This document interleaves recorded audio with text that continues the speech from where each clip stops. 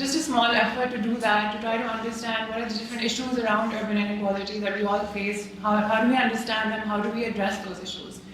And we're very, very fortunate to have here with us the Sri Lanka team, and I just wanted to quickly introduce them, and then I'll walk through the plan for today's event. So first we have with us, I'll go in order, we have Professor Jonathan Spencer, who is the principal investigator on the project. He is Professor Emeritus of South Asian Language, Culture and Society at the University of Edinburgh. He's been working in Sri Lanka since the early 1980s, concentrating at first on rural change and local politics, but writing more recently on ethnic conflict, political violence, and political non-violence. His current research looks at the history of dissent in Sri Lanka and at the politics of access to the great for poor communities and cities in Sri Lanka, India, and Pakistan. He is a fellow of the British Academy, the Royal Society of Edinburgh, and the Academy of Social Sciences. Next, I'm going to come back to Ammara, but after Ammara we have Vraie Balthazar, who is a feminist researcher and activist. Her work spans various domains, including academia, community-based initiatives, and political activism. Vrie's area of academic interest includes gender, urban poor, and labor rights. She is actively involved in community-based work and has led multi-stakeholder community initiatives, fostering collaboration among diverse groups to address social issues. And this isn't listed in Vrie's bio, but Vraie is also the mayoral candidate for Colombo, so we're very happy to have her here. After Vraie, we have Iromi Perera. Iromi is a Colombo-based researcher and activist and works on post-war urban development and spatial justice in Sri Lanka. She is the founder and director of Colombo Urban Lab. Her research looks at the lived experience of communities affected by large-scale infrastructure projects and development master plans, focusing on housing, livelihood, public space, and social protection. And last but not least, we have Dileepa Witharana. I've been asking Dileepa how to pronounce his last name all morning. Dileepa serves as senior lecturer at the Department of Mathematics and the Philosophy of Engineering, and as the director of the Center for Environmental Studies and Sustainable Development at the Open University in Sri Lanka. He obtained his PhD from the Netherlands, and he's looked at the relationship between Sri Lanka engineering and civil nationalism. He currently also serves as the director of a non-profit organization established in 2011 to promote sustainable and green solutions. His research interests focus on urban poverty and politics, electricity and water reforms, engineering and nationalism, history and technical education, energy and environmental policy and practice, and multilateral and bilateral trade agreements. So thank you all once again for being here in Lahore. And I'll just quickly walk through how we've organized today's event.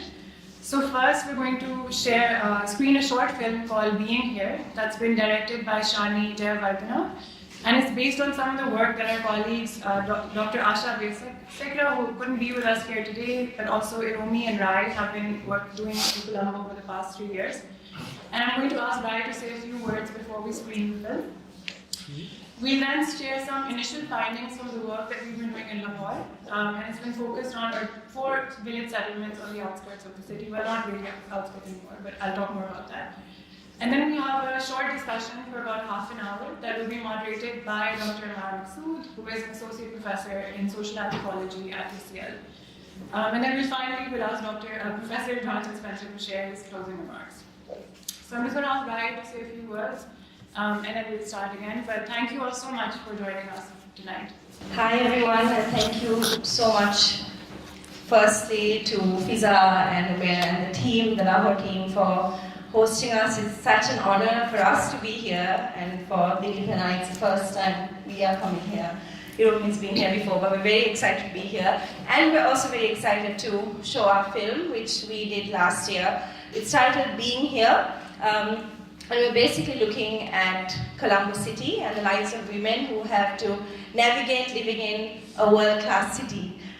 So it looks at working-class women and the lives of 4 women from the city. And this is the film is based on research work that we have done for 3 years with the women in the city. And it was really important to us, and I think it was a bit of a light bulb moment the previous year when we had met in Edinburgh to talk about what each of our teams, Mumbai, Lahore and Colombo, were doing.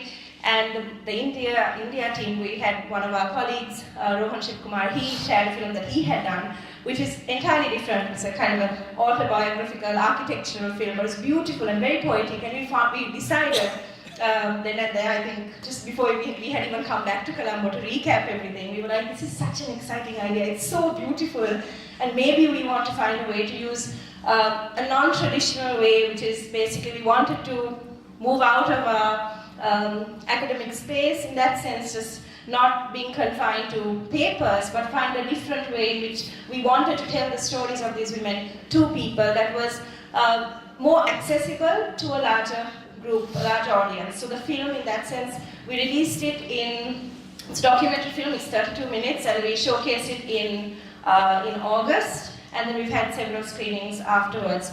Just to let you know, also Shani Jayawardena is an incredible, she's a really empathetic and wonderful filmmaker to work with. And we really wanted to work with someone who also understood our ethics, which was, we didn't want to romanticize poverty. We didn't want the films of these women, the film that was showcasing these women, to only talk about poverty, to only talk about the hardships, but also talk about joy and laughter and all these other beautiful things that is very much a part and parcel of their lives. So this is our small attempt to talk about that along with the other more kind of solid academic work that goes into it. So this is our film, and thank you once again for giving us an opportunity to show it. And of course, when we're done, I'm sure we'll have time for questions if we do have any. Thanks a lot. From Colombo, we'll now come back to Lahore. We'll be sharing with you some of our initial findings from the work that we've been doing in 4 of Lahore's urban villages over the past 2 years. And I'll be presenting today alongside my colleagues and co-investigators on the project, Hala Malik, who is a Lahore-based architect and researcher and runs a design practice called Hyperpractice, and Dr. Umair Javed, who is an assistant professor of politics and sociology at LUMS. Our wider team, including there's Aiza, Ali and Mohit are also there. So any questions are all available afterwards. So each time I've seen this Colombo film, I think a lot about Arif Hassan Saab's description of the world-class city and how well it fits in with a lot of the changes that are discussed here. So I wanted to kind of just refresh our memories a little bit and just go through this really quickly. And he says, the world-class city should be one that has iconic architecture by which it should be recognized, such as the Lotus Tower in this case. It should be branded for a particular cultural, industrial, or other projects are happening. It should be an international event city. It should have high-rise apartments as opposed to upgraded settlements and neighborhoods. It should cater to tourism. It should build flyovers, underpasses, and expressways. We are way ahead in that. And it should build investment-friendly infrastructure. And I really felt, after having seen the Colombo film, but also having worked together for all these years, that Colombo kind of checks all these boxes. But when we've been talking amongst ourselves about what does the world-class city look like in the case of Lahore, for instance, and we thought that in Lahore, world-class city is best conceptualized as a low-density, private, suburban housing scheme. This is Beria town over here. It's a scheme that offers world-class facilities such as wide roads, a gated and secure environment, commercial plaza, shopping centers, that's built primarily for high-income groups and investors. But it has no real space for the poor except those who come and work in the settlement itself. And over the past 2 to 3 decades, we've seen Lahore expand rapidly. So this is going up to 2013. And much of this expansion has been in the form of such housing schemes as developers have converted agricultural land in the peripheries of the city into residential use. But something that we've observed is that when developers acquire agricultural land, they actually leave the homestead, so this area over here, for instance, as it is. I mean, this is not always the case, particularly in the DHA, they do acquire the homesteads as well. But you can see over here, this is 2003, and there are a couple of homesteads here, and this is their agricultural land. And then this is 2011. And all of the agricultural land is gone, replaced by residential real estate. But the settlement still remains there, it's just been completely encircled and surrounded by the new housing scheme. And the scheme, these villages, the homestead is left in most cases not because the developer is concerned for them, but it's also because the homestead land is also very expensive to profit from. And so it's left as is, and there's also politics associated with it, which Umair will talk about a little bit more. But this phenomenon of urban villages isn't unique to Pakistan. There's a lot written about it in India and China as well. But particularly in our case, especially when we talk about housing, we talk a lot about kachi abadis, we talk about housing issues there. But these settlements serve as housing for a wide majority of working class groups in the city. And they also suffer from poor access to services and basic amenities. But we don't really talk about them in any policy agendas. But there is more work emerging now that seeks to both understand how the acquisition happens and how it also then transforms life inside these villages. And that's kind of the perspective with which we started our work.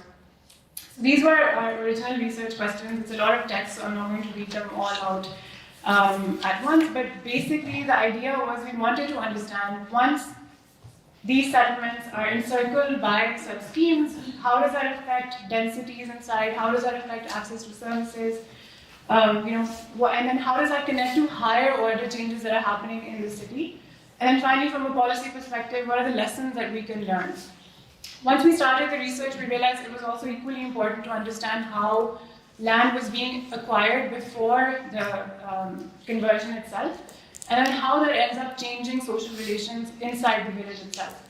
So today, Hala is going to talk about the first question, Umair is going to talk about the second and the third question. We're going to park the policy question, and we want to organize something separately for that. And I'm going to look at these last two questions on land acquisition, but particularly on the second one, just in the interest of time. So, before I do that, I just wanted to quickly share how we got to the method, or how do we select these 4 villages. I'm not going to go into too much detail, but there was a very extensive process of kind of mapping out housing schemes, mapping out village settlements, and we can go into those details during the question and answer session. But just to say that after that, we selected 4 different villages in Lahore.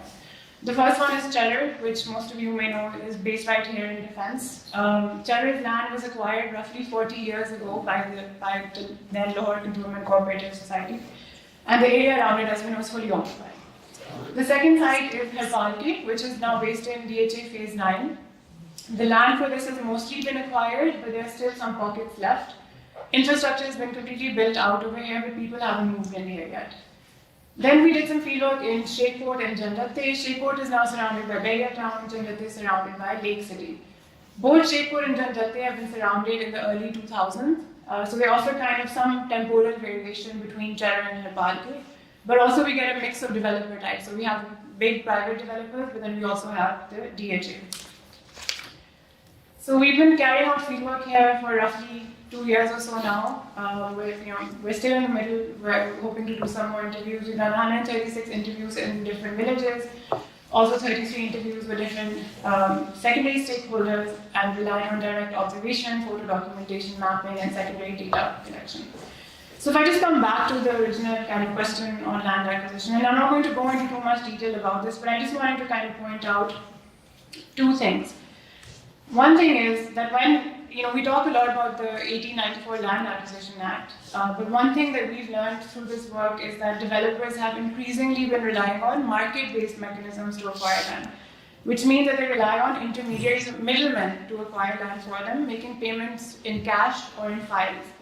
And this is done as a way to, one, initially reduce compensation costs, because वो बताते नहीं हैं उनका housing scheme के लिए ज़मीन acquire करें, and also to minimize resistance, and it's termed as a more friendly way of acquiring land. But there are all kinds of coercive and non-coercive tactics used to acquire land. But the ultimate aim is that you want to buy land cheap and then sell it at a high price and maximize profits that way. The other thing that we see also is that village residents themselves have become quite aware of the value of their land, and they also aim to maximize the kind of compensation that they can get. So I'm going to move on to the second question, and this is a quote from a school teacher in Harpalke, where he says, earlier landowners didn't know what their land was being used for. Investors would just express an interest in the agricultural land, people were convinced to sell. But now all landholders are smart, people have come to realize the value of their land. Although of course there may be some cases where the big investor knows more than others do. And we also find that the logic of the market is penetrating social relation in the village. लोगों के आपस के जो रिश्ते हैं उसमें भी impact आता है. So if you look over here, these are different quotes from people across the villages that we've been working in. And here everyone's talking about how life used to be very simple before, there was no greed of making money, there was food security, you would look out for each other, and we'd help each other out. And these may be romanticized notions of what community life was like before, right? Because there were also inequalities that existed before developers came in. But there's a sense in every single village that we've been to that something has changed in the way that people relate to one another, something in terms of how they understand their obligations towards one another, ever since developers have come in to acquire their land. And there's some villages, particularly those with large parcels of land, or those with traditional authority in the villages since colonial periods, such as Nambardars in these settlements, they've been able to make a lot of money, but there are all these stories that we hear about, village residents driving Land Cruisers or driving Fortuners, अपने सारे पैसे उड़ा देते हैं और फिर उन्हें पता चलता है कि क्या हुआ है. And which coincides with something that we heard about the Chaudhry sentiment. So everyone says, हर कोई अब Chaudhry बन गया है. Everyone is written Chaudhry these days, and there's no central authority. No matter what we do, someone else will come and say it should have been done this way. And they say that Chaudhry वो बनते हैं जब तक पैसे खत्म नहीं हो जाते उनके, right? So, but these residents complained, and even those who were Chaudhrys apparently themselves, that this was preventing them from having a united front against the developers, in case they wanted to negotiate for better services, and it was also creating further divisions in the communities. So this kind of changing social relations and the way that historical intra-community inequalities continue to play out is something that's been studied in other contexts as well. I'm thinking of the work of Michael Levine as well in India. But what's not always apparent is that these hierarchies are also strategically exploited by developers.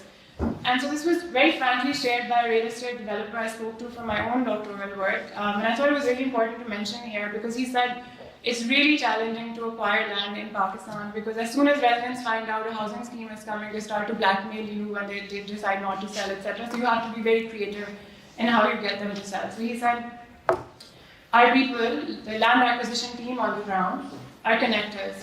Actually, we have to break up families. The way our social structure works is, if I have to sell something, I'll ask my mamu and chacha. So you make the mamu and chacha the property leader.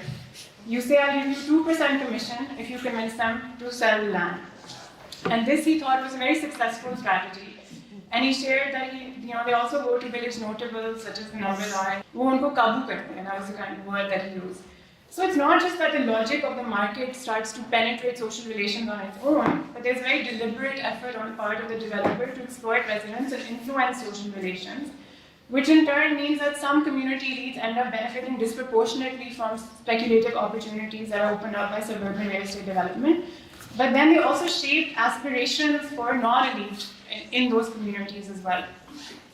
And finally, we can see clear evidence that these kinds of market-based mechanisms of acquisition have started to change the way that residents understand and view land. So here we have someone saying, that they had never imagined that land could be used for anything other than agriculture. But now, thanks to DHA, we know that it's useful for other purposes as well.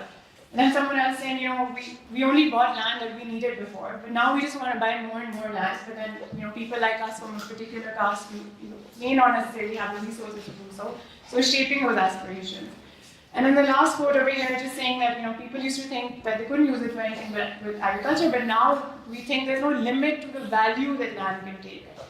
So in some ways, the state's active institutional support for suburban sprawl, along with the political failure of alternative imaginaries of agrarian use, has resulted in this growing social acceptance that land is the most viable way to secure substantial financial returns.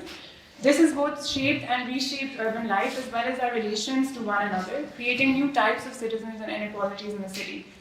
But we just wanted to show today that this isn't natural, there's nothing organic about this process. And there are a number of factors and agents and power inequities that have made us think about land this way and have made this transformation possible. So I'm going to stop here and I'll let Hala continue. All right. So our first research question focused on looking at the impact on social relations, the built form, the built environment, demographics, and experience of space when these villages and these peri-urban spaces are surrounded by suburban residential projects. And we were particularly interested in looking at how this change unravels over time. And essentially, we were looking at 3 different timelines. One was the acquisition patterns as they've evolved over time, and Fizzah has already spoken about it briefly. The second was the changes that unravel within these villages post-acquisition, This happens usually at the scale of decades, which is why I wanted to look at different villages at different points in time. Even if some of them happen at a very quick rate in the earlier stages. And the third is change over time and across villages in the different methods of mobilization to secure services or access to infrastructure and the different success rates that they enjoy. Before any major impact on the land use within the village itself, one of the first instances of change that can be documented occurs in the landscape around the village as the developer slowly starts to develop new infrastructure. It is at this point that the old infrastructure can either become a site of friction or it can be used as a tool for negotiation between the developer and the village itself. It can be used as a tool for negotiation in multiple ways. It can be exchanged for services, access to infrastructure, access to amenities. All of those things are kind of used to negotiate for in exchange for land. So to demonstrate, we have one example here, which is the case of Harpalke, which is now a village that is completely surrounded by DHA Phase 9, but it was first impacted when Askari 11 came about. So you can see here, this is Harpalke at the bottom over here, and this is Zorawala, another village at the top, and it's connected through this Sarkari road that can be seen over here. It is important to note that these villages in the outskirts of the city almost act like a constellation in which the connection between the two different villages in the form of these roads allows them to form a larger network amongst themselves. So these Sarkari roads are almost considered untouchable, and in many cases, in a way, they kind of are. So when Askari 11 was developed, this road, you can see that it still cuts right through Askari 11. It's almost untouched, not almost, entirely untouched. In its earlier years, the access is retained. Eventually, some villagers claim that certain affluent sections of both villages somehow negotiated some favors for themselves and approved the takeover of this road by Askari 11.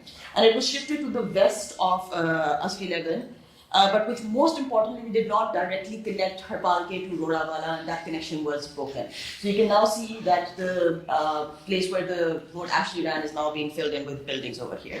So this caused a major rift between the community and the administration, as many in the village claimed that this was done without their consent and without due compensation in the form of an alternative right of way.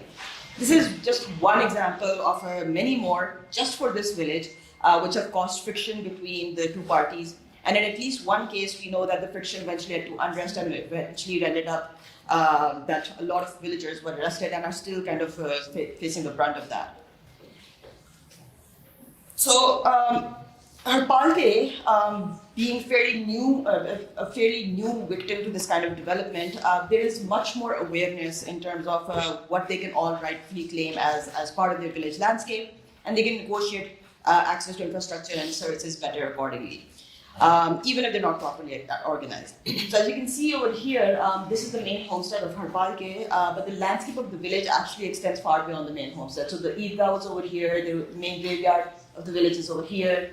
There's a bar over here. There's numerous batiks that kind of extended all the way out till over here in this right corner over here. And this is not even an exhaustive mapping of the landscape of the village. So one of the ways in which the village is now using their old infrastructure to negotiate for better services in exchange for giving these up is in the case of khals or waterways around the village. So we spoke to a group that claims that the length of these khals adds up to a sizable amount of land, and they would be willing to give it up in exchange for a list of services and access to amenities that they've drafted. So this is how infrastructure can also be used as a negotiating tool. There's also a lot of change that starts to unravel within these villages. Once the basic infrastructure has been laid out around the village, in most cases a boundary wall is erected around the extent of the village, and this one shows over here the boundary walls around Harpalke. Actually, by now, even these walls are now been erected. So it's like completely encircled, and there are very specific entry points into the village. As the infrastructure of the new housing scheme develops, and sometimes way before that, this starts to happen right after the acquisition of land around the village, we start to see land use change within the village too, particularly at the edges of the village homestead. The process of densification starts, where landed families who have generated cash influx, like Fizzah just mentioned, from settling agricultural land, look to upgrade their homes. As the extents of the village are marked, there's now only existing open spaces within the village that they can infill. So you can see over here, this is the same area as this about 10 years ago.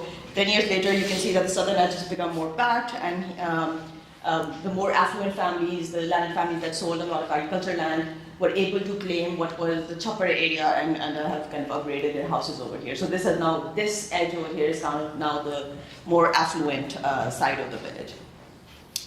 So as densification intensifies, there is incremental growth in the built fabric, with structures eventually rising up as high as 4 to 5 stories, and with many extending so as further possible into the street at the upper levels. And in this case, you can see that it's almost blocking the sunlight from coming in. Because of this ad hoc incremental densification, existing infrastructure starts to lag. Whether it is in the form of electric grid or the sewage network, in many cases it does not keep up with the rate of densification, and it slowly starts to create problems that get more exacerbated as time goes on. Coming back to Harpalke, coming back to the same area, this chopper, so the chopper is usually like a sewage outflow for the village. It has slowly been eaten up by the houses that have been constructed on the southern edge, and it's slowly been, as you can see, that's slowly being pushed out towards this side, and eventually ends up over here, and then eventually now, current state is that it kind of ends up in the DHA area. How this will connect to the overall sewage grid, eventually, if at all it does, that remains one of the questions that remain to be answered. So there's a critical point by which the infrastructure needs to catch up to the development happening within the village, because once it passes a certain threshold, the problem can become so overwhelming that it would require immense political will and, most importantly, mass mobilization to resolve this issue. In the case of Chada, which I'm sure many of you are familiar with, there is a general acknowledgement across the board that the sewage and water supply issue has reached a critical point, but the response needed now is almost prohibitively expensive and seemingly impossible to mobilize. So what happens is, in most cases, we then see isolated quick fixes around these villages, and these are also usually imparted as favors for political clout. At the more granular level, densification and encirclement of the village bring about the emergence of newer typologies within the village, which see the conversion of single-family units into multi-use units. This is initially enabled by the cash influx coming in from the sale of agricultural land, where families upgrade their houses at first, and then it's followed by creating more spaces to generate further income, which is usually in the form of extra rooms for the purposes of renting out, and sometimes it's also, actually a lot of times it's also spaces for businesses and storage. So altogether, this drastically changes the neighborhood experience. In addition, because these villages are urbanized in almost a haphazard way, they create zones of exception where bylaws and standards don't necessarily exist or are implemented if they do. In a mapping workshop that was conducted last August, a few participants studied the ways in which this incremental addition happens within structures over time. Over here, they studied a single residential family unit being converted from a traditional 2-room unit with a seher and a veranda into a school over time with extra rental units added later on. So this typical house in a Punjab village eventually ended up kind of getting densified, and incremental addition made it look like this. So over time, the structure grew to accommodate in a small piece of land a fully functional school from grade 1 to 10, a residence for the school owner, as well as extra rental units at the topmost level. While those who own their own houses upgrade to better quality living units, those that are constructed purely as rental units are usually extremely bare, designed as basic living quarters, and almost always without any consideration for the lived experience. As can be seen here in the case of a complex built specifically for rental purposes in Janjatte next to Lake City. Happening within these villages, one of the most noticeable aspects is the disparities between what were landed families and those that were not become even more visible over time. Even in terms of how access to infrastructure and services is secured, there's a major difference that can be observed, with the more affluent being able to secure these much better and more efficiently. So you see over here, the lowest income neighborhoods have very limited means, very limited reach, so they're not, this is the kind of situation of the streets that we're looking at. Whereas the middle class neighborhoods, they start to realize that, if they're going to do something, get something done, that needs to be self-initiated. So mostly through self-help, they're able to slightly upgrade their street. Whereas for the elite neighborhoods, especially with the elections just around the corner, we're now seeing a flurry of activity of these sewage upgradation projects that's popping up all across these villages. But in either scenario, for both this self-help situation or these projects that are being introduced, they're all piecemeal, standalone interventions which eventually end up not solving the problem at the larger level. So with the impending changes anticipated, so just to talk about the change in demographics and social relations before I conclude. So one thing that happens is with the impending changes anticipated by the families within these villages, some opt to sell their houses and move out to further rural areas to keep continuing with agricultural activity. But at the same time, there's also an influx of migrants from rural areas moving into these urban villages looking for work in the surrounding neighborhoods. In some cases, and as I showed you over here, in this case of Janjate, where there is not an organic flow yet, it is sometimes enabled by the neighboring housing scheme that have a need for service labor. So over here, the Lake City administration engaged with the landowner in Janjate to construct a complex to specifically house service labor that could service restaurants and grocery stores within Lake City. And that's how they were able to lure business owners into opening or setting up shop in Lake City. So the dynamic between the original village residents and those migrating in is not always great. We have spoken already about the quality of rental units, but the renters usually undergo more scrutiny within the community, with most issues related to security and or loss of neighborhood quality being attributed to them. And finally, in terms of the relationship between the neighboring housing scheme and the village, most of it in the initial period is with the administration and is mostly transactional in nature. And it's mostly fictional, as we've discussed. But once the housing scheme around is occupied, it's post-occupancy, between the residents, it exists mainly in the form of an employee-employer relationship. The residents of the village are not allowed in pretty much all cases to use any amenities within the housing scheme. So for example, children are not allowed to use parks in Bahia Town or DHA if they belong to one of these villages. On the other hand, the residents of the housing scheme are free to enjoy cheaper services within the village extent, so salons, tailors, even schools in some cases. Bahia Town has only a specific set of schools allowed inside its boundaries. So a lot of people send children to schools in these villages. So there's this kind of a one-way relationship that exists at this stage. So yeah, that's I'll stop over here. So this is the map from 1955. Basically, the areas in yellow show the urban extent of the city at that particular point in time.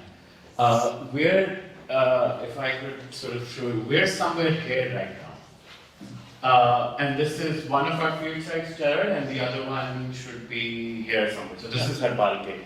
So as you can see, there's a lot that didn't exist in between, and this is all that's happened over the last 70 or so years. But actually the story is about 175 years of urban-rural transformation. So Lahore proper, the 1,774 square kilometers that make up the city, houses 363 mozas. And many of them have been enveloped over time by suburban housing residential development.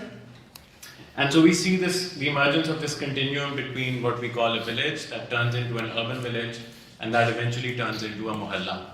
And there are a whole host of changes associated with it. Obviously demographic, as Hala has already mentioned, population numbers go up, population densification happens, the composition of the population changes, you have material changes in livelihoods, bill structures, service provision, consumption patterns, you have socio-cultural changes on gender norms, kinship patterns, internal caste and class hierarchies.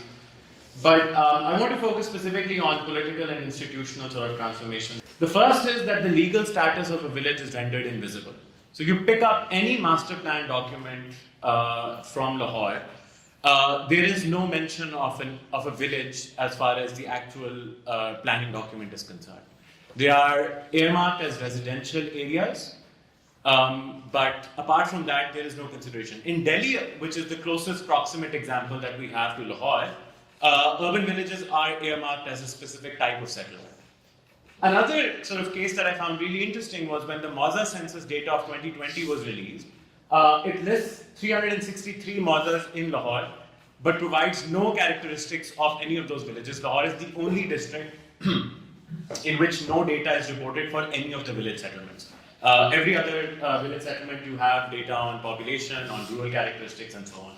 So there is this invisibilization of villages once they become enveloped by housing. But more generally, I feel like the kind of service provision that takes place in these villages is an interesting lens to evaluate what we call urban citizenship more generally. So here's a site that's very close to home. This is one of the villages that we captured. Occasional solid waste management when things obviously reach a certain point. The LWMC tends to move in, on one complaint or the other. But what we see is the actual, the real problem is on underground services, which are water and sanitation. Hala's already pointed out this major problem. Where does fecal matter or where does the poo actually go, right? It has to go somewhere. And the built densification around these villages means that the historical pattern through which it would move through the chopper, that obviously doesn't really exist anymore, right? Dr. Nosheen, I think if she's here, she's done amazing work on water quality in a number of these settlements, and what we see happening is almost universally, clean water provision is a headline issue regardless of which village settlement you end up in anywhere in Lahore, right? And that's because it's an underground service, and it's not something that is sort of negotiated through politics. It's a problem that remains unresolved to a large extent. Obviously, some of these sort of images reflect the kind of densification that happens and the kind of problems that many of these villages actually face. Now, these are some examples of the kind of negotiation that happens. These are two sort of political, these are plaques that were, showed a PCC project, a basic sort of, drainage channel that was inaugurated. Similarly, in Harpalke, just because the elections are around the corner, we start to see this development. Every sort of this development has to have credit claiming associated with it in some form or the other. So there's a plaque that goes up. Banners that go, even if it's like literally just a relining or a repaving of a street of this particular nature. But this is probably my favorite example of credit claiming. That street light, I don't know if you can actually read, but that street light has a name on it, which is Faisal Hakim Bhatti's name, who was the son of the former Nambardar, or one of the former Nambardars of Charar, and was a PTI MPA candidate here in the last election. So for him, this was the sort of his contribution to service provision in the village of Charar, or what is now actually the Mohalla of Charar. But let's contrast that with streetlights in Bahia town, right? There's obviously no plaque on any of these streetlights. These streetlights are provided for by the developer. And I think what I find quite interesting is the discourse around service provision as it sort of evolved in private housing schemes or even in schemes like DHA, right? And what we see is actually this contrast between clients and customers. And this is what sort of, I guess, Lahore's development since the late 1990s has actually resulted in. It's this dual model of citizenship where one set of citizens are customers, which exercise customer rights because they have fiscal relations and client schemes. Fiscal relations essentially means that people say we pay for a service, so we deserve to get nicer streetlights, we deserve to get nicer roads, nicer sewage systems, and so on and so forth. And because the government and in some cases local service providers say, well, they pay property taxes and the village doesn't. But what it actually ends up masking is that this rhetoric of private customer rights actually also involves the hoarding of basic services such as water, sanitation, and road infrastructure. The water table is common, whether it's in the location of the housing development or it's underneath the homestead of the village, right? But clearly one site is able to extract a lot more and pay a nominal amount for it, while the other has to make do with, again, these piecemeal negotiated access to services. And this is well documented in the case of India as well. But I find it quite interesting that there is no third model of citizenship where you get access to services just by the existence of the fact that you're a resident of a particular city. You are either the resident of a private developer, of a private development, and you pay for those services, in which case you have customer rights, or you're a vote, essentially, in which case you have to have a clientelistic relationship in order to negotiate access to services. So that was just sort of one of the concluding thoughts that we've had on this. And I feel like as the development proceeds and there's a new master plan, a draft of the new master plan that's sort of come into play, and we see that this particular model of citizenship, this dual model of citizenship between customer rights and clientelistic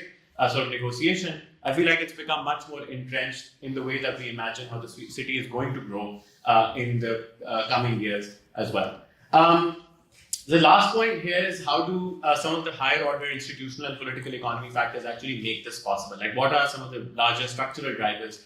And the structural drivers, I mean, for those who are familiar with the context of Pakistan in general, would know that Pakistan has essentially been in what is economic stagnation for the better part of 3 to 4 decades, right?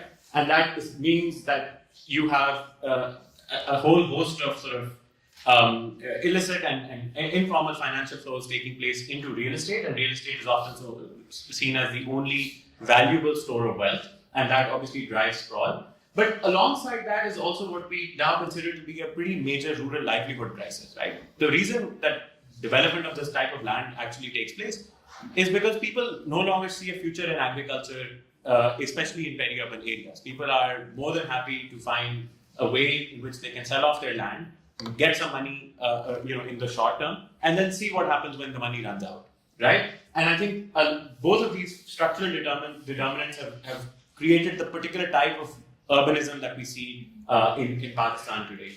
Similarly, there are also institutional and regulatory drivers. So tax laws are particularly permissive to vacant housing development. There's no tax on vacant land. There are a whole host of zoning exceptions. My favorite, sort of anecdote from that is that in 2014, the LDA passed an amendment to the Lahore Master Plan, in which they designated a previous agricultural area as now a residential area. And the reason for that was because DHA had just decided to build a few phases on that particular, in that particular part of the city. So zoning exceptions ensure that this cycle sort of continues.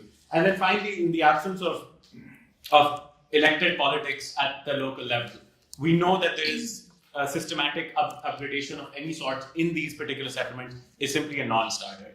So that is, I guess, pretty much it for what we wanted to present. I wanted to thank, obviously, our team, Aiza, Ali, and Mohit, who helped us, throughout these past couple of years of doing fieldwork, and also, obviously, to all of the respondents in our settlements who, took out the time to speak to us. Thank you very much. Thank you for these great presentations. I will moderate the session. We have about 20 minutes for questions and answers. And maybe we can take them in 3 so that people have a chance to get as many questions as possible.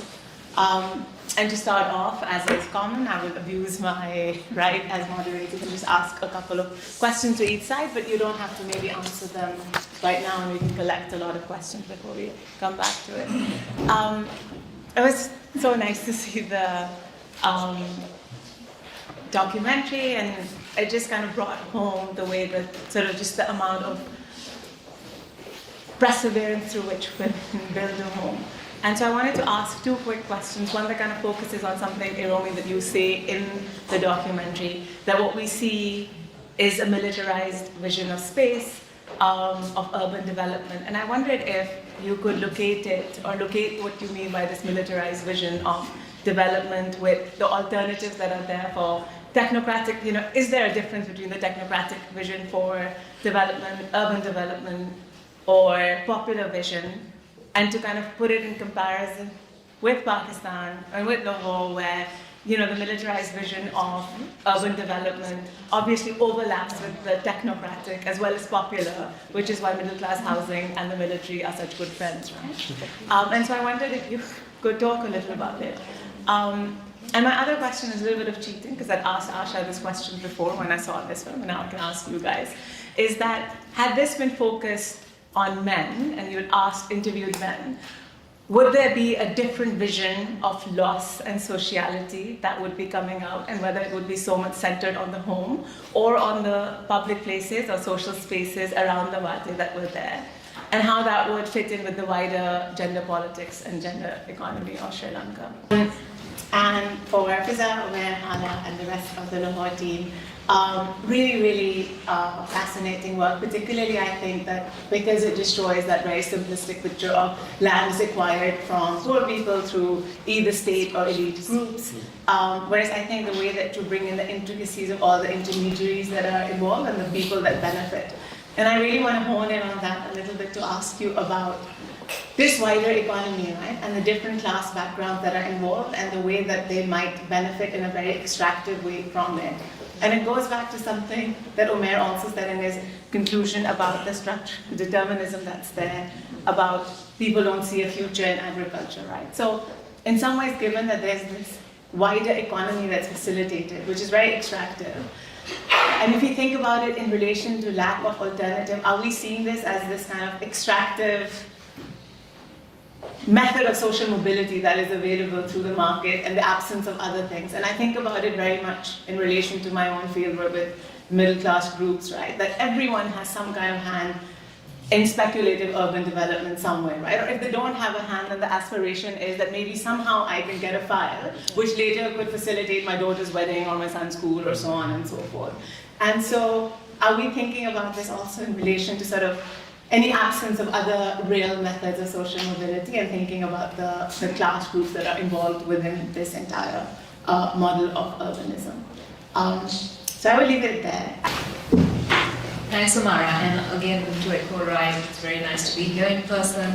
And so what I mean about militarized development is that previously the Urban Development Authority was under the central government, but after the war ended in 2009, it was brought under the Ministry of Defense. So, I mean, there's a lot of sort of things at play here, but very specifically to urban development, it was also one way, it was doing a couple of things. One was that the war had ended so brutally, and it was also a very easy and a fast way to change that image of the brutalizer to that of the beautifier, because they were engaged in gentrifying the city, of gentrifying spaces, cleaning up the city, making up for that development that was lost that we talked about. But it was also part of a larger sort of ideology around discipline and of efficiency. And the person behind this whole thing was Gotabaya Rajapaksa, who was the defense secretary when the war ended, who was the brother of the president, who then went on to become president himself. So it was also building his own political career, but he entered it as a non-politician. He was the efficient person because that's how you get things done.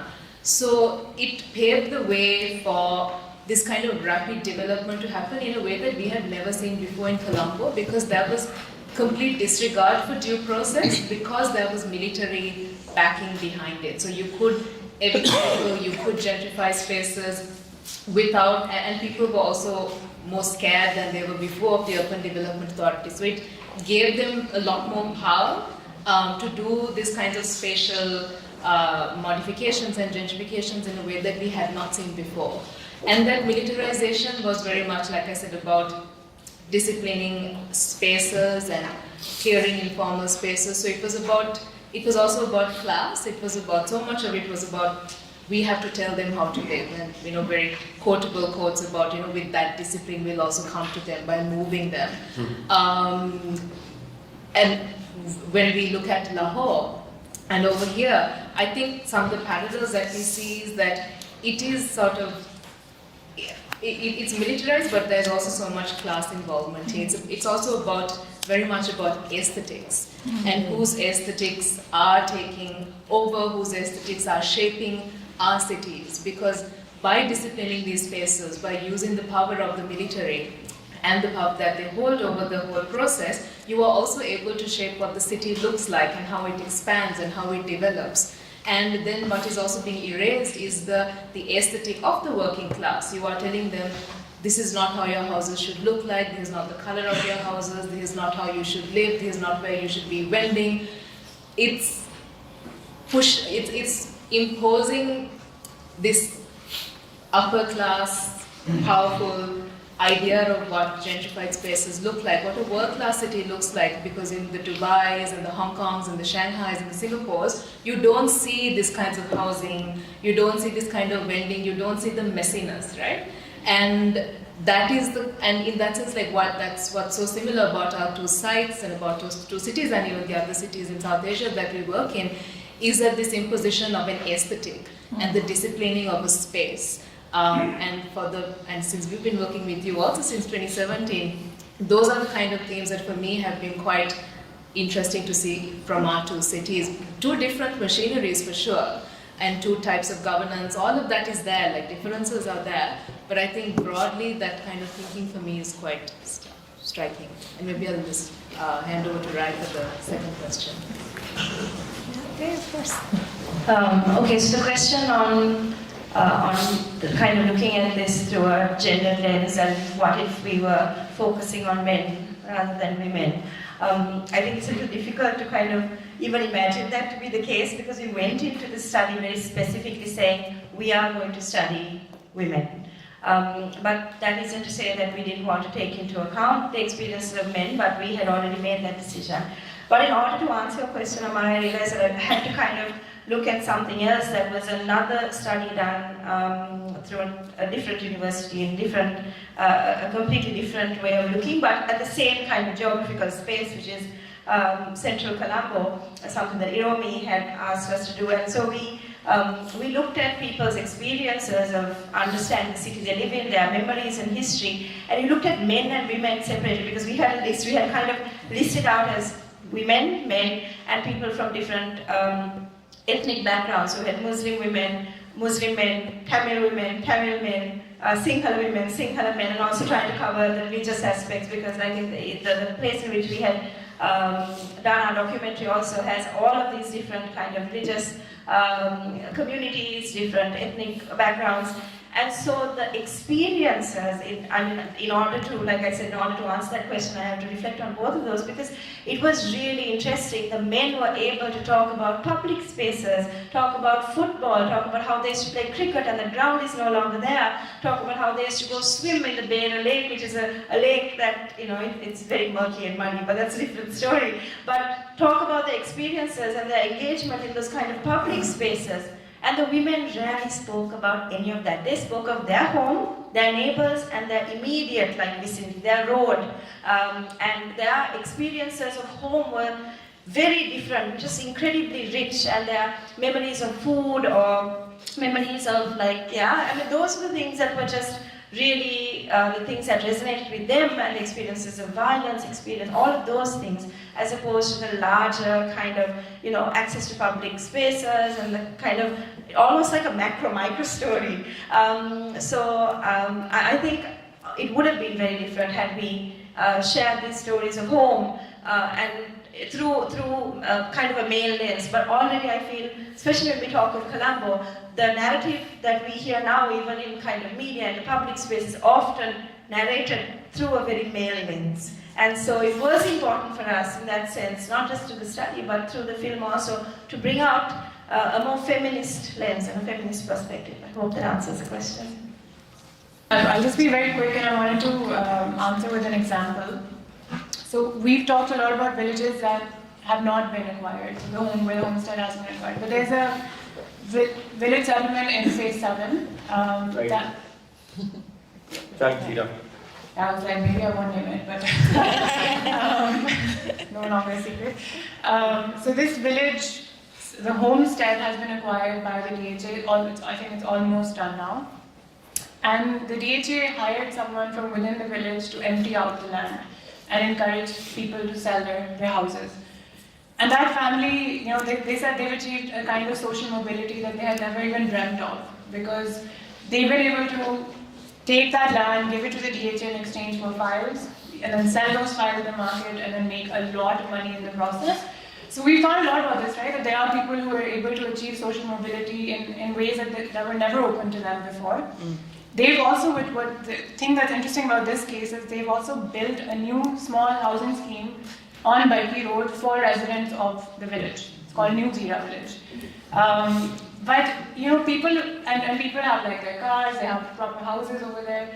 But the thing is that it's only people with land who are able to benefit to that extent, right? And so not everyone benefits in the same ways, and those opportunities are only available to them in very limited ways. But one thing that we've seen in speaking to all of them, like people who've been acquiring land for different developers, is that they're also very upset about how agricultural land is being lost, even though they're the ones handing it over to the developers. So there's a larger structural sort of element at play over here as well. And one other interesting thing that we found with this example was that the Christian population has always been living there. They didn't want to go to the new housing development. They said, "हम इन्हीं चौधरियों के साथ पहले से रहते हैं, हम उनके साथ नहीं जाना फिर से." Right? So it's a different kind of mobility. So yeah, I guess there are different factors that we have to look at. But Umair, do you want to? I guess it was naive of us in the first place to think of this, but we go in thinking, there's this sort of massive transformation happening and resistance. We go in finding, in the hope to find some form of resistance. There's no resistance. Landowners want this to happen. It's hegemonic. The ideal of there's resistance in the sense that there is some partial romanticization of this nostalgia of what life used to be. But the minute someone shows up with a file, right, it is that yes, this is what we want, and everyone, and I was looking at labor force survey data for Lahore. The third or fourth most common occupation in the city is property dealing. I'm not making this up. It's shopkeeper, construction worker, teacher, and I think then property dealer. So the four pillars of our society, I guess, are the fourth pillar is property dealer. And anyone who's documented sort of suburban housing development in this city or anywhere else in Punjab would know that it's usually the village itself that first becomes a site for these offices to open up with sort of land brokers and land providers and so on. So the ideal of suburban development, or at least of not even suburban development, forget what the aesthetics of it all are. The ideal of commodifying land and turning it from agriculture into a file is hegemonic. And I think that explains why the city that actually also helps explain why people would argue that this is not right, that we're wasting so much land, and yet we're helpless in front of it. We just have to participate in it. It's the most concrete example of a structural determinant that I can see in terms of how all of this actually plays out. We have people like Asha in the audience. I'm curious to hear more.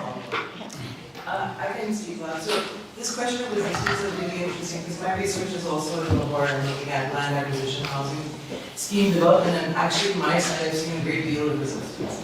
So first of all, I wonder what's happening, because based on the wonderful documentary that we watched, there seems to be a general unwillingness to move for a whole host of social, cultural, economic reasons. And in my field side, I saw similar kind of socio-cultural dynamics at work, which was the Umair Javed is meeting, and again, at least, I have 4 sons, वो शादियां करेंगे, उनके लिए भी मैंने घर बनाना है, इसी एकड़ में सबके घर बन जाएंगे. But if we get compensation or a file or two, then maybe we'll get a small area of land in another part of urban Lahore, but then where does that dream go, right? So, and I remember because I know there's, it's become popular to say that people want to engage in this market process of social mobility through real estate development. So I asked again and again, are you sure you don't want to? Are you really resistant? And they're like, yeah, we don't. And yes, late city South London, so we do. Why are they getting more than we're getting? That was a consideration. But they were in the courts of resisting this stuff as well. So I wonder whether we can talk about why maybe in your field sites you're seeing one dynamic, in my field site why we're seeing one. Why in Colombo we're seeing a general unwillingness to move, and why in Lahore we're not seeing that. Interesting, I think, comparative analysis I could have.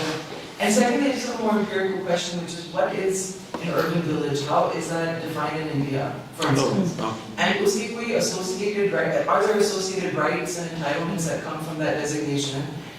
In the Indian context, that could actually benefit the residents in the field sites you've worked at. Because I wonder what the point is of categorizing it as an urban village, and whether it's even beneficial to look at it that way, or whether we want to look at them as run-of-the-mill urban citizens, or whether we want to keep them in this in-between space. So I wonder what kind of possibilities are presented through this kind of categorization. Before you guys answer this, could I ask if someone else has a question? Maybe we can collect 3 in a room. I was wondering, so in these 2 presentations, so thinking about Colombo, it seems like there's an imagination of a city there. But I didn't get that so much when I was, so you're talking about urban settlements, villages that are invisibilized, but the reigning sort of imaginary seems to be property. It's like the idea that comes through is that the idea of property and how everyone is interacting with the idea of property. I'm wondering also this.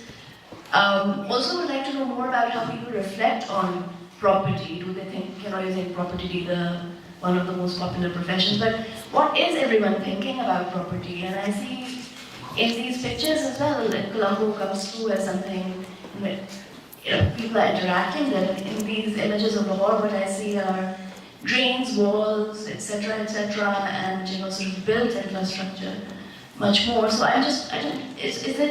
is that something we can think about? But the other thing is, these villages are also great sites for, they attract people who migrate from villages, and a lot of them end up as informal laborers for the suburban homes. And I wonder if that sort of interacts with what's going on there, spatially, culturally, etc. So with regard to Colombo, maybe that's something that we didn't make very clear in the film, is that if you look at the low-income communities, it is very unlike any other global south community, is that we had decades of state intervention in the housing for the urban poor, and also state provisioning. So people are voting, they're paying taxes, they're paying their utility bills. And that recognition by the state in terms of provisioning, even in the absence of, say, deeds,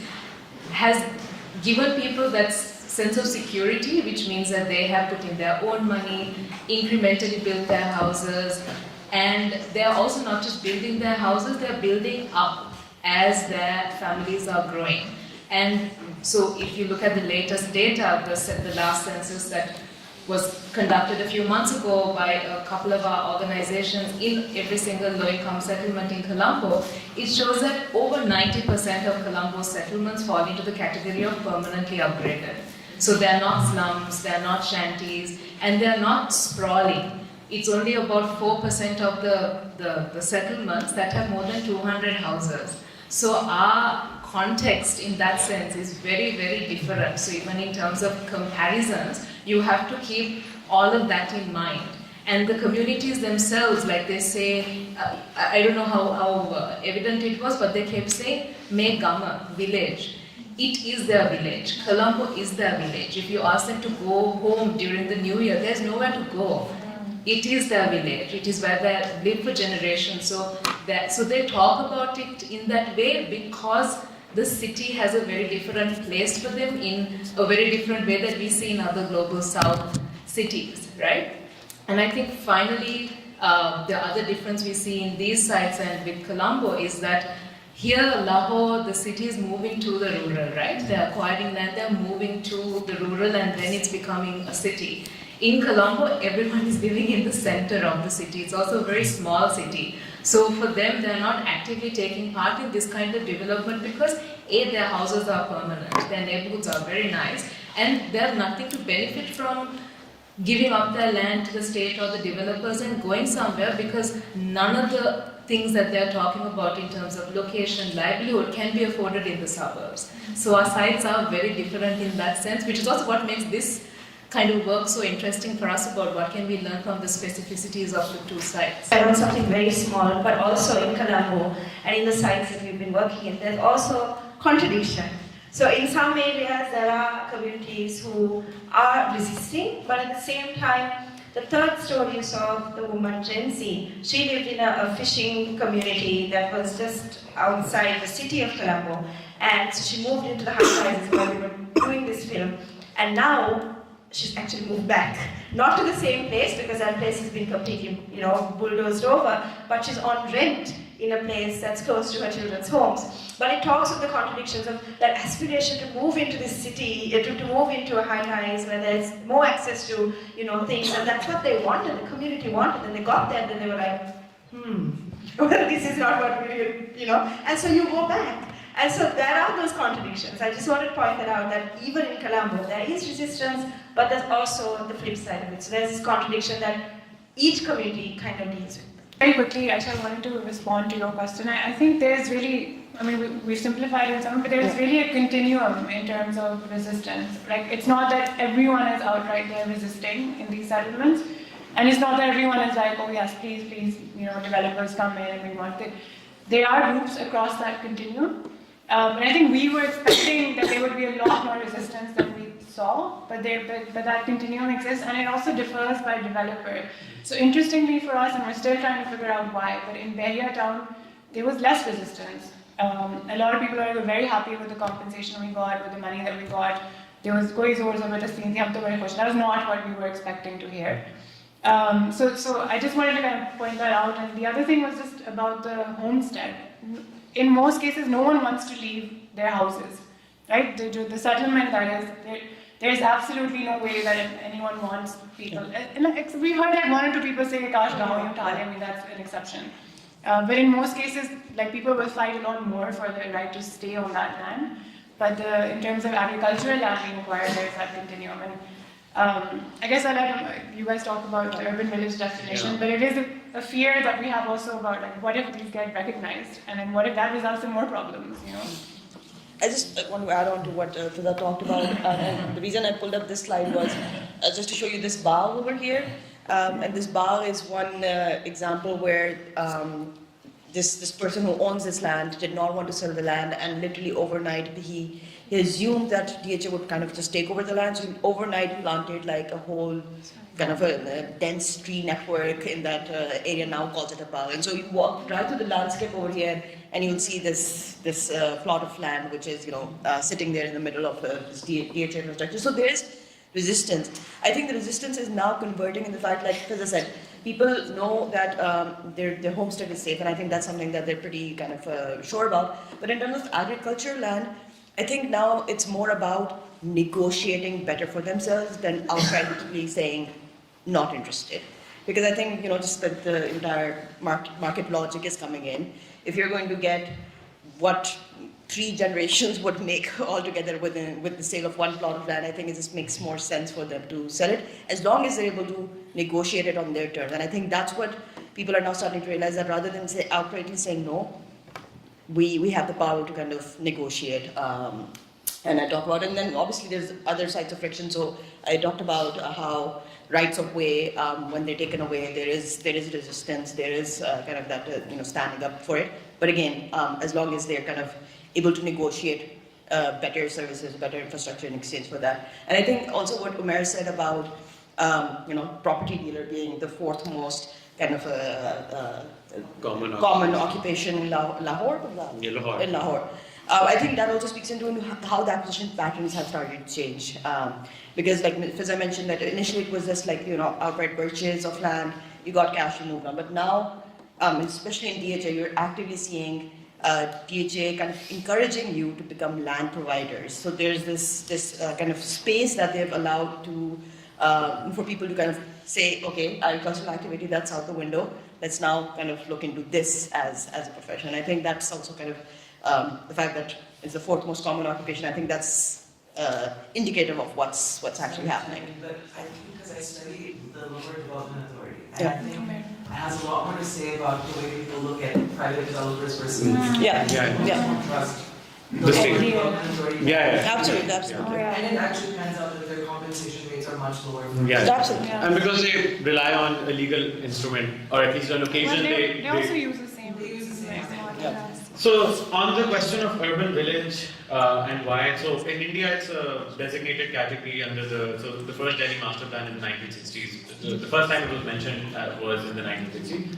Because Delhi, Lahore are very similar in terms of their urban output. Flat, arable land on all sides, no natural constraint to the expansion of the city. And so the Delhi Development Authority ended up acquiring a lot of land, which was historically, mostly agricultural land around the outskirts of what was at that time the Delhi Municipal Corporation.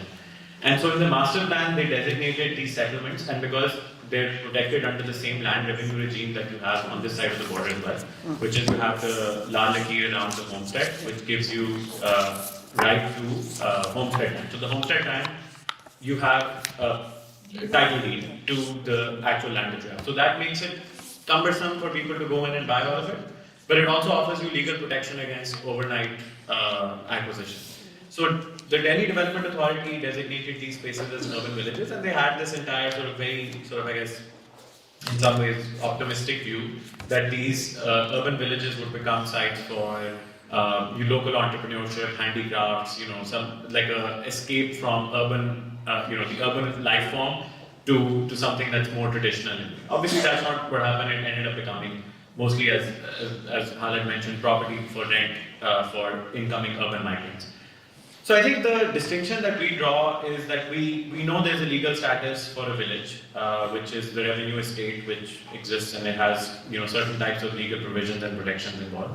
We also know that homestead is legally protected, which makes it different from an informal settlement, and because you have right to land and title deeds.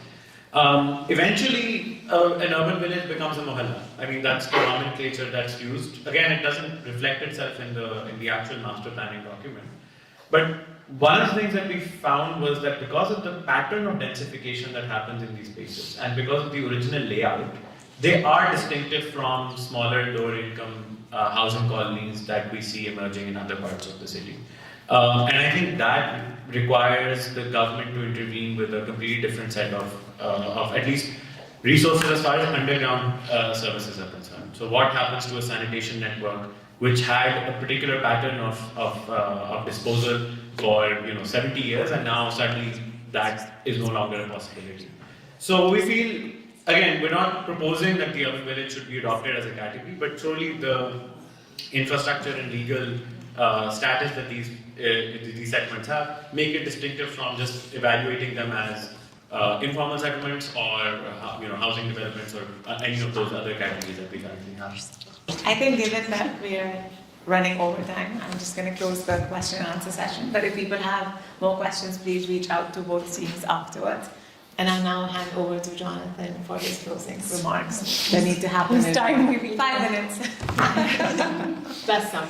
Okay, so I have 3 words written down in front of me. I could just do the 3 words, and then which are thanks, comparison, which I think was meant to be conversation and relationships. No, what was that relation? I can't even read what I've written down in front of me. I think I'll start first of all just by echoing the thanks to our hosts here at LUMS, other institutional hosts in Lahore, ideas, to Fizzah, Umair, Hala, and Mohid Ali and Isa, who've been part of all this bigger project. This project that we're coming towards the end of now is the second of 2, and the first of them started with a casual conversation between myself and my companion on my left, who was staring down the end of a contract at the time in Edinburgh about, was it 7 years ago? 2016, 2017? Yeah.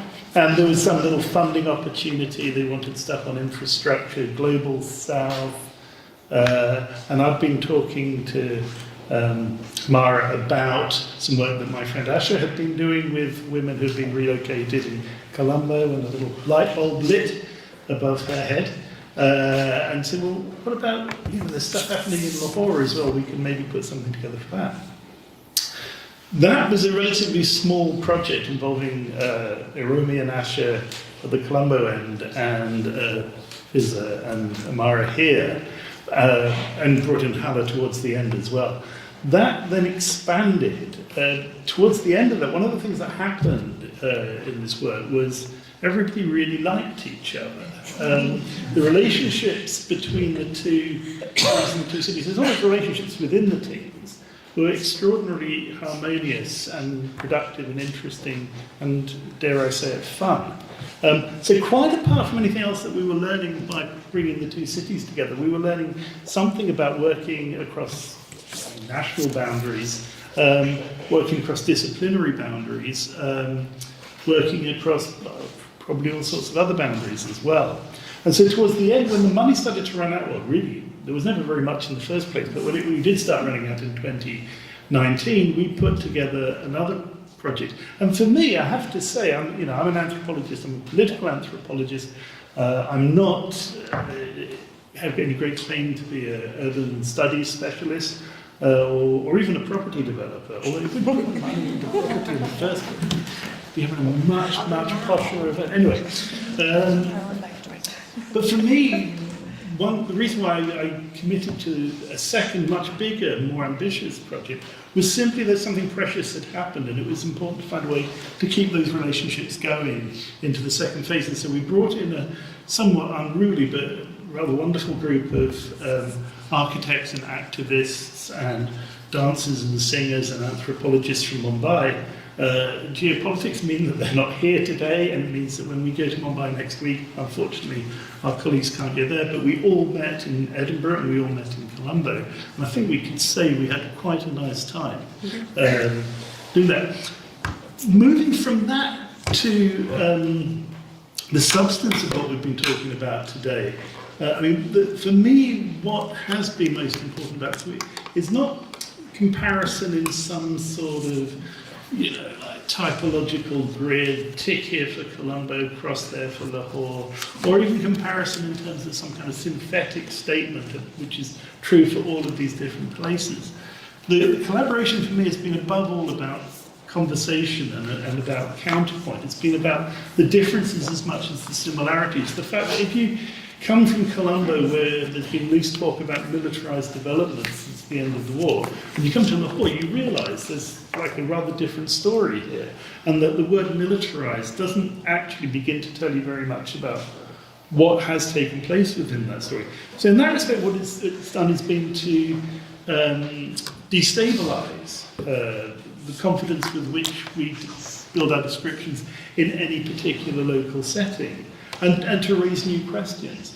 One of those helpful things that it does as well is it destabilises the sense of inevitability that has so much been part of the recent history of urban development in all three of our sites.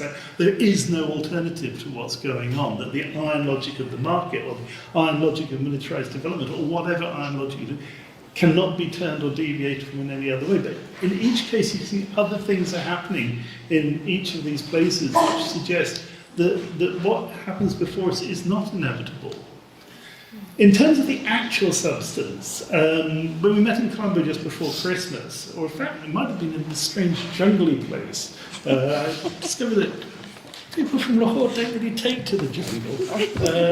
See what we're doing to agricultural land. Yeah, absolutely. We don't like snakes. But we were kind of brainstorming around the concept of the world-class city in general, and one question that came up was, okay, so when people talk about the world-class city, what are the exemplars? What are the ones they talk about immediately? Shanghai, Singapore, Dubai.